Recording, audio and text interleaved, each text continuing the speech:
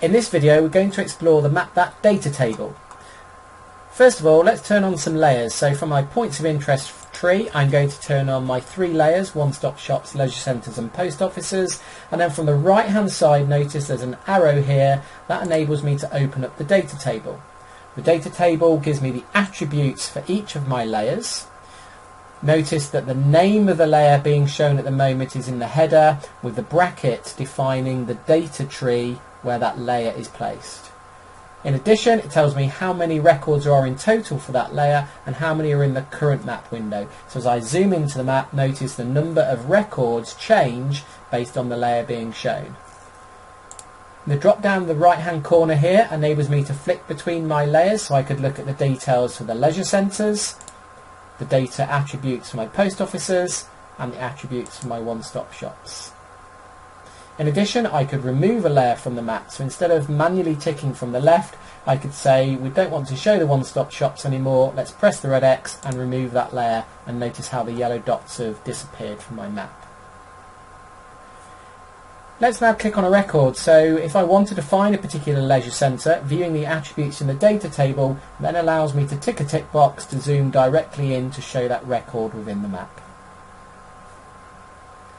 Let's now clear all of those layers, so I'm going to press clear map.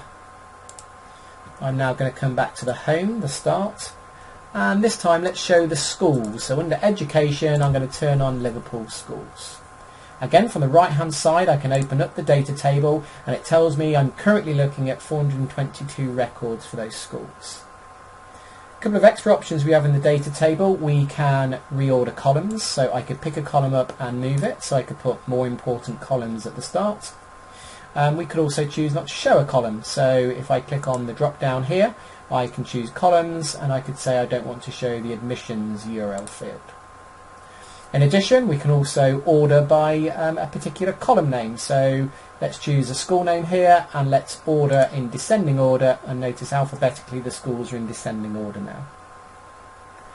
In addition, the data table has a filter tool, so I could filter against any particular record. So in this case, let's look for any school where open is within the status field.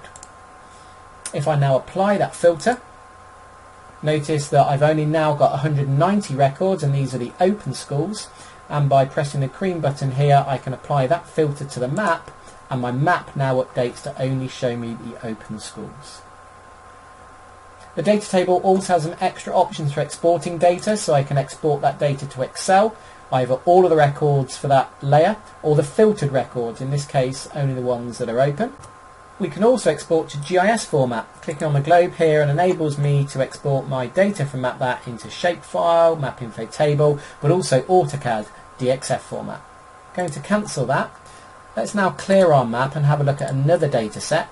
So from our bookmarks tool I'm going to find the Liverpool planning applications, and if we zoom into there, now if I open up the data table again, the arrow from the right hand side, notice I've got information for each of those planning applications. As I zoom in and zoom out, the number of records shown in the data table updates.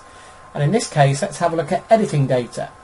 So clicking on the Edit Attributes option here, this enables me to actually change values for any of the records within my map. I could change the requester name, the location, or the progress. If I wanted to, I could update multiple records. So in this case here, we're going to change records that have been submitted for planning application, so these 3 records here, by ticking them, and I'm going to say that the field progress should be updated from submitted to a new value, which is they've been passed. Having chosen that value, if I now press update, MapThat will ask me if I'd like to save the changes to my records. We're going to press save. Those records will be updated, and you'll notice the records that were previously set as blue, which was submitted, have now been updated to say passed, which means thematically they've changed to a green colour. So there's a data table, lots of options for filtering your data, viewing your attributes, as well as updating and maintaining your attribute information.